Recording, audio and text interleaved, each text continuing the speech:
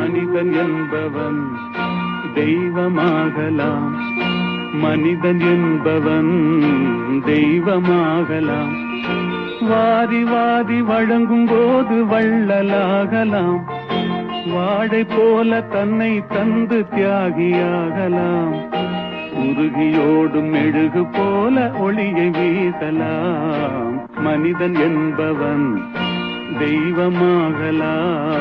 தெய்வமாகலாம். நெஞ்சம் சிலைகளாகலாம். உறவுக்கென்று விரிந்த உள்ளம் மலர்களாகலாம். ஊருக்கென்று வாழ்ந்த நெஞ்சம் சிலைகளாகலாம். உறவுக்கென்று விரிந்த உள்ளம் மலர்களாகலாம்.